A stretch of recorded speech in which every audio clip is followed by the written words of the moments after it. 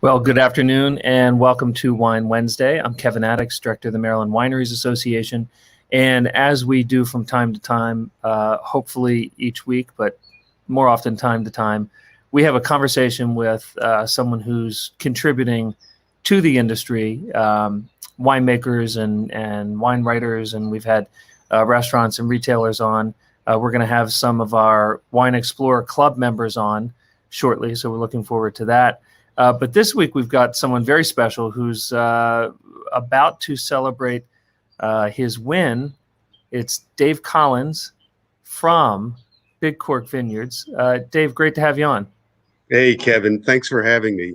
Yeah, it's great to have you. And so this win let's jump right into that part, which is your 2019 Viognier just won our Comptrollers Cup. We've got two competitions, a Governor's Cup, a Comptrollers Cup.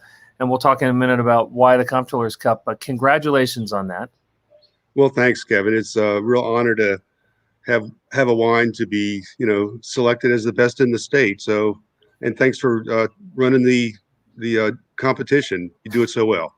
Well, thank you. Yeah, it's a blast to do, not just because there are some of us that get to try the wines as they're going out to the judges, but it's amazing to see what the industry is doing, and you're one of these folks doing amazing things in the industry. So before we talk about all the wines, tell us about the Viognier.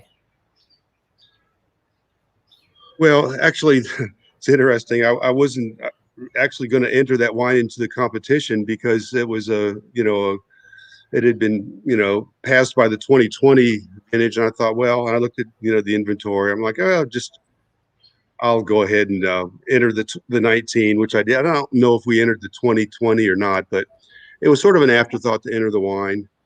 And of course, I had told Matt, our GM, about 9 months earlier, shortly after it was bottled, that it was probably the finest Viognier I had ever made. And I've been doing this a while. For 14 years, I was making Viognier in Virginia at Grow Vineyards, and of course, it was a top variety to be selected for the site here. So it's a difficult wine to make because it can do squirrely things in the vineyard and in the winery is different styles and all sorts of different things you can do with it, tools you can use. But I told Matt that I think the 19 was the best wine I'd been able to make, and so I'm very, very happy to be recognized for it. Well, Viognier is I think most commonly, isn't it a Rhone white variety? Yeah. And it can really, it's interesting, right? I have a love-hate relationship with Viognier. It can present really oily almost in the mouth. And maybe that's from, I don't know, what do you ever get that? And what's that from? To tell you the truth, I think probably it has more to do with barrel aging and lees contact. But that's definitely more typical of what you see coming over from France. Yep. Probably super high alcohol wines, probably a good dose of glycerol in there as well. The style of winemaking that I've kind of fallen into recently with Viognier is basically a cold fermented wine and really not using any barrels at all. However, we do use extended lees contact in the tank. Yep. And Viognier is very particular about when it's harvested. There are a few different issues. One is the alcohol content, because they tend to develop high sugars, which can translate into very high alcohol wines, which can be kind of hot on the palate. So that has to be minded. And on the other hand, if you pick too early, then you lose a lot of the floral honeysuckle characteristics. And I have had many a winemaker just about cry on my shoulder that Viognier can be fussy, and until it's a little longer lived, right, until it's into its teens, it may not produce every year. Have you experienced that? Yes, it is a little finicky when it comes to crop levels, and and this is true for other grape varieties and other fruits also. Apples will do this. Yeah. They'll bear in alternating years. Viognier is a little more, little better known for that. but I attribute it to overcropping, and it's a fairly low vigor vine anyway, so it has to be managed in the vineyard so that the vigor is high enough to support the crop. So this wine, I remember tasting it, and it had a great combination of floral and fruitiness and acidity. And what do you as a winemaker, and what do you as a drinker recommend doing with this, other than, sipping it on the porch? Do you pair it with food? Well, I'm not a great person to pair wine with food.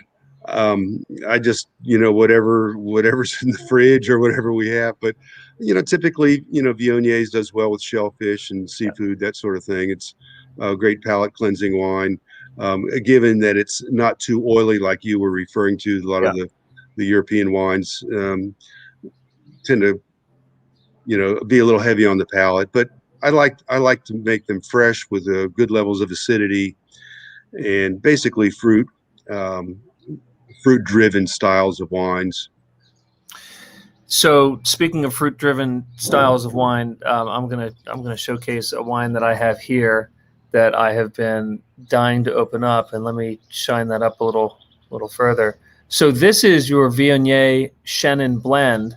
Aren't many Shannons out there. I think we've got 2 in the state. What made you combine these 2, and why do I love this so much? Well, it's kind of there is a backstory. I tasted the wine in Washington one evening at a restaurant, and it blew me away. It was about a year ago, and I remember it was a very, very vivid memory of mine with my sister, actually, at a restaurant. And it was really just kind of stopped me in my tracks. And I'm like, what is this wine I'm tasting? And I had asked for the wine menu back. It was a by the glass thing. And I saw it was a Viognier Shannon. And I thought it was just so wonderful because it expresses all the fruitiness of the Viognier, but then it adds a little zing of citrus or kind of a lime kiwi sort of impression, which really makes this a very interesting wine, I think. And I really spent the next year going over this blend in my mind because we had Viognier, and it was our first crop of Shannon Blanc coming on board. And I thought about this wine for a year, literally for a year. Isn't that funny? And just basically making the wine in my head before harvest. So I will share with you, I had the same reaction when I first had that wine about which you speak. It's a California wine, right? It's a blend. Yeah. And I remember thinking about it and just like wondering, it's beautiful and it's not outrageously expensive. Why have other folks not done that? And when I saw yours, I thought, finally it's here. This is great. I didn't know that you'd been stewing over it for a year. So that's great. Yeah. Well, and it's an unlikely blend, Shannon Blanc, Loire Valley white, and Viognier, basically other side of the country in France. And I think it was sort of a serendipitous sort of a blend that that winery happened to put the wine together. But I love the wine, and it's probably going to be a regular in our portfolio. Will there be a varietal Shannon at some point? Maybe. It's just kind of one of those things. You just have to go through the season, and you don't make those decisions and this early on. Yeah, you can't plan for it. Right. So talking a little bit about the vineyards, we mentioned Viognier. You have been experimenting with grape varieties on the site at Big Cork Vineyards. Now you have history grown grapes, which you've brought up from Virginia, your knowledge and background of grape varieties. When you were starting the vineyard plan, why did you choose what you chose? And then why are you choosing, and how are you choosing new varieties to put in? Well, at the time, I knew that Maryland was following in the footsteps of Virginia.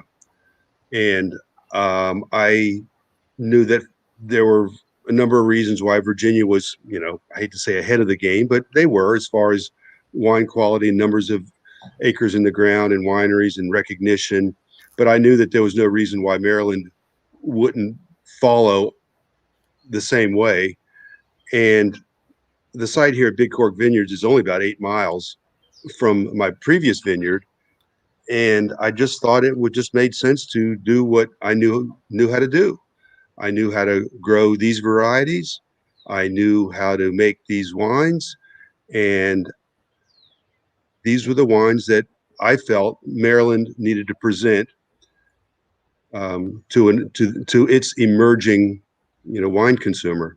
So it's pretty basic, what I could grow, what I could make, and what we can sell. So it's part viticulture, part climate and microclimate there, part marketing. What you think the consumer wants. So you've got a whole bunch of grapes to mention, but you have the basic Bordeaux varieties. You've got as we mentioned, some Rhone varieties. You're doing some really cool things with white varieties. Well, yeah, and we've got the Russian hybrids, which we've gotten a lot of notoriety for. But in addition to that, we're experimenting with a few things. We've got Gewürztraminer, a few, couple dozen vines that we're looking at, Verdelho, and Vermentino, which really has passed the test, and we've already got 2 acres we put in the ground of Vermentino this year because we feel like it is very well adapted to our site. And yields are good, fruit quality is good. I think the wine quality will fit in our portfolio really nicely with our other dry white wines. So yeah, the Vermentino, and see, we've got a few others that Joe Fiola has prompted us to put in the ground on in an experimental basis. And on the red side, we've went ahead and planted a Tempranillo, which I'm also excited about, the Spanish variety. Which is great. I mean, that brings such fruit and plush and ripeness and all that. I'll be very curious to see what you do with that. If it becomes a varietal, or if you sprinkle it in with others and blends. And well, I don't see it as a blending grape. I see it as a varietal. Yeah. So we talked right before coming online here that my first experience with Vermentino, I know it's an Italian grape that's been grown and you can find it for ages, but my first experience was when we had a winemaker from Raffaldini in North Carolina come up and present it to our winemakers, and everybody was stunned and thought it was amazing. And, this is what a grape, this is amazing. And then nobody grew it. And so seeing you bringing it in, and I've heard of one other planting of it, what triggers you to actually plant it? Do you always start with you probably should, right? I'm answering the question, but do you start with a test vineyard and see how it performs? Well, yeah, we've had a small number of Vermentino vines. We have 20. Our test varieties usually consist of 25 vines. So we have 6 panels that are 4 panels that we plant, and then we just grow them in the middle of our other blocks, and we have them labeled, and we just see how they perform.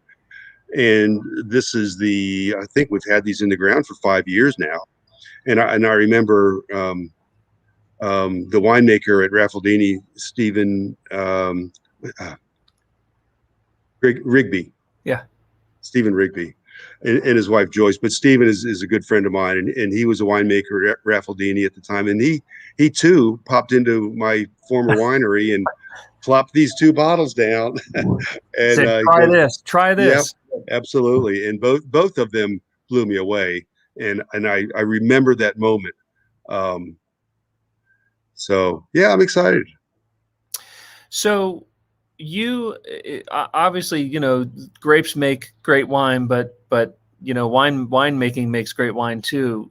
You've done some incredible things and have what I think is one of the widest selections in terms of styles. You've really, the last couple of years, focused in on some really cool dessert wines. Your Siberian Ice, for example, just a stunningly beautiful wine. And you just entered the bubbly game. Oh yes, that's right. Well, they've been asking for some bubbles here at Big Cork for a while, and we've got 2 now. We've got a Blanc de Blanc, which in the Governor's Cup, I think it was a Governor's Cup, or one of them, we got a gold medal or best in class or something. It's delicious. Yeah, I've got it right here. So It's a slightly different label. yeah, slightly different. It looks great. Yeah. So we're happy with that. We've got a rosé also that we're selling like hotcakes here. So I'm gonna have to call Matt and place an order. it's selling about 3 times faster than we anticipated. I was expecting it to be used for weddings and toast here and No. there and use a case or so every weekend, but it's flying out. After the year we've had, Wednesday is a special occasion, as is Thursday and Friday. So, do you have you made sparkling before? No, I mean I've played around with it, but it's a new game for me. I'm learning it. What's your experience been with it? Is it like I'm sure the winemaking process is a little bit different, but in terms of presenting it to the public, do you roll it out just like any other wine, or do you how are you pitching it? Well, I don't know. That's sort of the front of the house gig. Just kind of drink bubbles. Yeah, whenever we feature a wine, we have that table out in the front of the tasting room where we make a big display. When people walk in, we want people to see what we're most proud of at the time, what we're offering, and we have a poster made, and it's really, really top shelf marketing. And then, of course, we instruct our staff to be able to talk about the wines. So, of course, we use stemless glasses here, so we had to find stemless flutes. Okay. Just a little thing, but it's been that both of those have been very well received. Do you see more bubbles in your future? Yeah, there's no way I can't say no to them now. You can't go back. Can't go back, and it's fine. It's really fun to be able to be creative and think about a new product. What can we do different or new to bring joy to people? And that's a great way of thinking about it. Did you know that there was a demand for sparkling? You said it's flying off the shelves. Did you know that in advance? I was told that. I didn't believe it. Okay. But people are talking years ago, Americans didn't drink sparkling wine, but they do now. So, I wonder if they were trained on Prosecco and some of the cava and some of the cheaper, slightly sparkling or traditional sparkling wines, and that has kind of evolved into, I see it, I want to buy it. Perhaps, or just people's horizons are being expanded, and they're just looking for different things. And again, the year 2020, or I should say, following the year 2020, 21 has given reasons to celebrate because we're hopefully post COVID now for the most part. So finally, that's worth celebrating, right? Finally, masks off, right? Yeah, it's a good thing. Getting back to some of the other wines, you also have, you started, 2 years ago, the Black Label wines? Yes, we wanted to be able to offer our club members something really special that people just walking in, off the street didn't have access to. So we've created a line called our Black Label wines, and they're basically reserve wines that are handpicked by me, and generally speaking, receive an additional year of aging. Okay. And they're basically the cream of the crop as far as our red wines go for the most part. And available only to the club generally? Generally, I don't know. I think if somebody just walked in the front door and said, "I've heard about these great wines. I'm not a club member, but I want to give you $72 for a bottle of your wine," I think we would probably work your secret stash, right, with the secret password. And they're not all that expensive. They range from I don't know, probably 35 and up. Sure.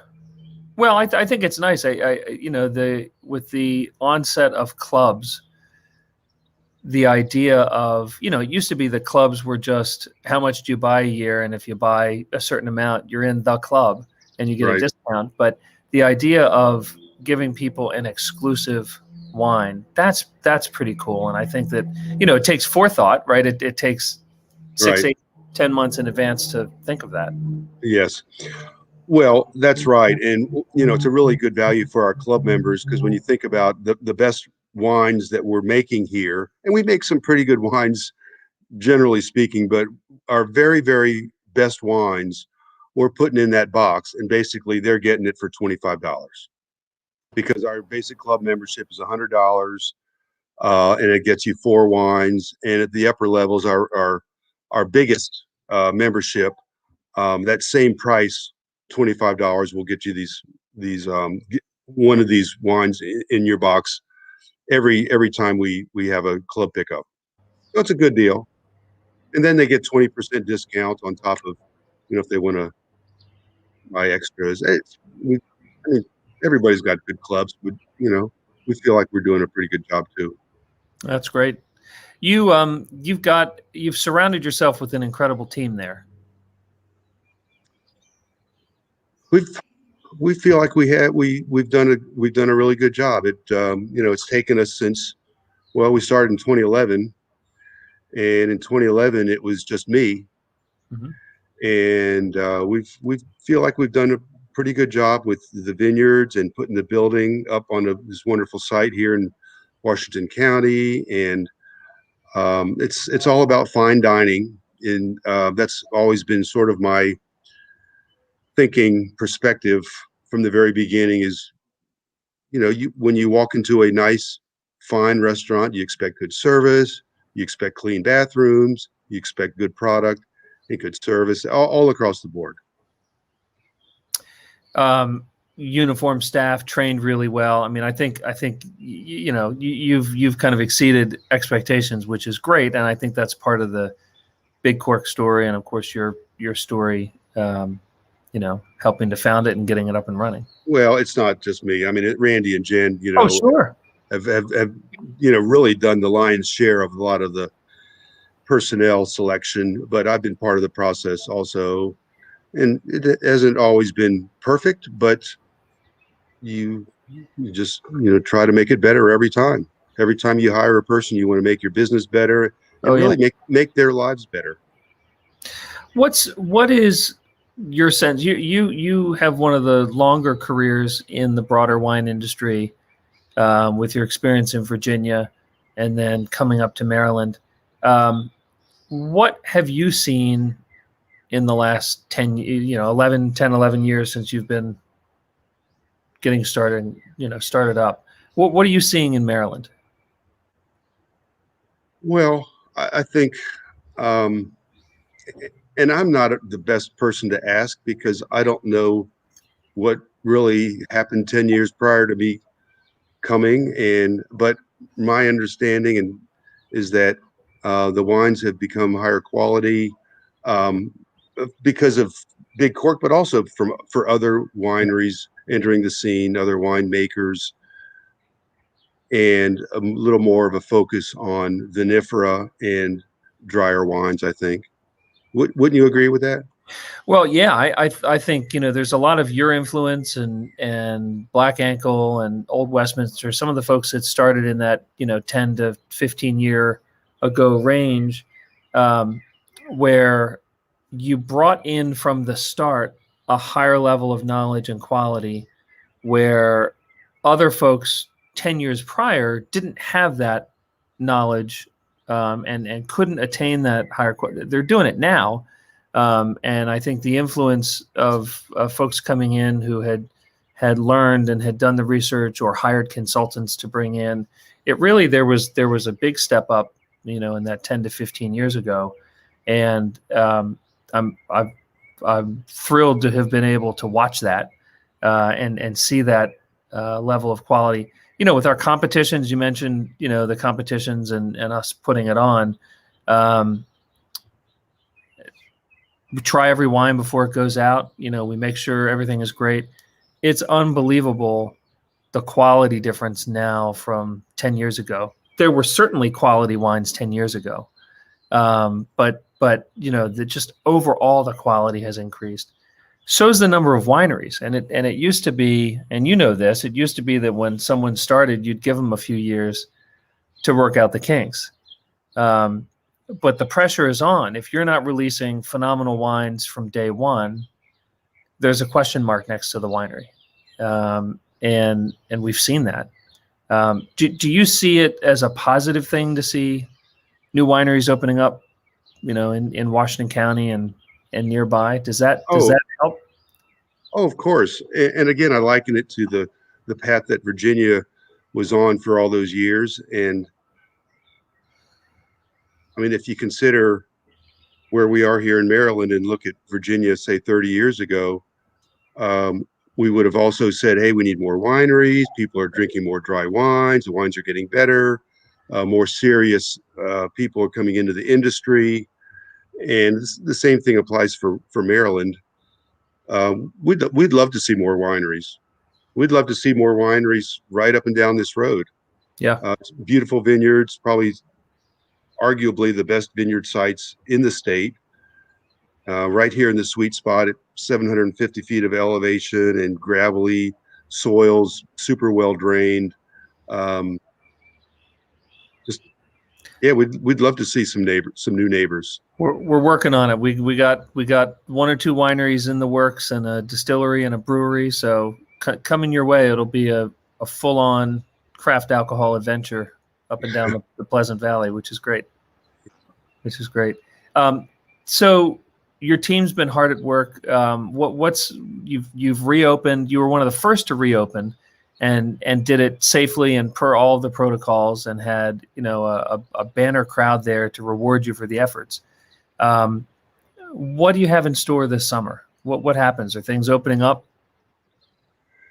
Well, like most wineries, last year was, we had to adapt, and we had to shut down, and we had to ship, and we had to curbside pick up and all of that. And when things finally opened up for outside, people were literally starving for things to do. So we were very busy last year during the spring and more summer and fall months, and things are continuing now. But last year we had to completely cancel all of our music series. We've got tribute bands rescheduled for this spring, one in May and one in June and one in July. I think May, the Eagles and Journey tribute band is sold out. And then we have a Beatles tribute band that we've had here before coming in June, and then in July, a Fleetwood Mac band. So we're very busy here on the weekends, and we're just so happy to be offering people the music again. So is this an unequivocal recommendation that your wines pair well with cover bands from the 70s and early 80s? I can't say no to that. I mean, I think there's a market. Let's meet the demand. I think that's great. We just want people to come out here and have a good time. Yeah, and music is part of it. Music and wine and friends and children and dogs and all of that. So when someone comes out, is it are you buying tickets? Is it reservation, or are you allowing walk-ups? Oh, not the best person to ask. I think tickets have to be purchased ahead of time, almost for sure. Absolutely, I'm sure that, because certainly for the events. Yeah, because we've limited our capacity here this year to much less than we have in years past. So yeah, I know we're sold out in May. So yeah, they got to go online. I forget how the ticket, who's offering them. Well, it's all on the website. I'm sure it's all on the website. Yeah. What do you see in 5 years? What do you see for Big Cork? Any guesses where you'll be? Wines, vineyards, etc. Well, I know that the track we are on for people coming in here and enjoying the property is going to continue. With the traction is so deep and strong on that. I think that we are going to be seeking to increase production. We actually have more tanks coming in this year, more barrels, obviously more vineyards being planted. And excuse me, we'd like to increase our distribution beyond the state of Maryland into wider band of the Mid-Atlantic and possibly beyond. So distribution is something we'd like to see our wines in more restaurants, more wine shops around the East Coast. I would like to see the Maryland appellation on wine bottle labels to be looked upon a little better, because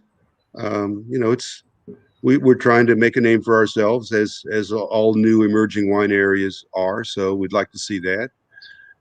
And we will continue with events and music, and but I would say probably distribution is something that's on our short list of things we'd like to see.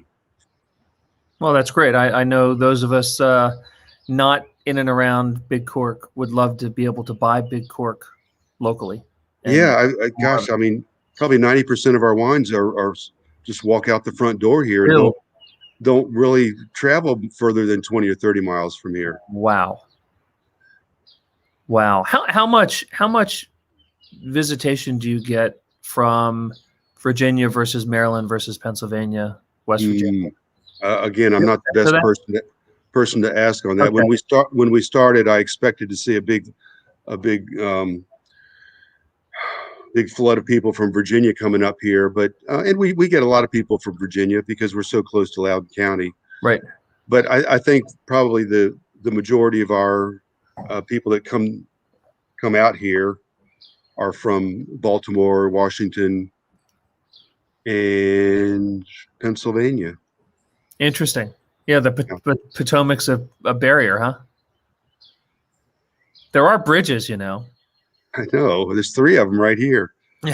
we get visitors we get people for coming in here all the time from Loudoun County.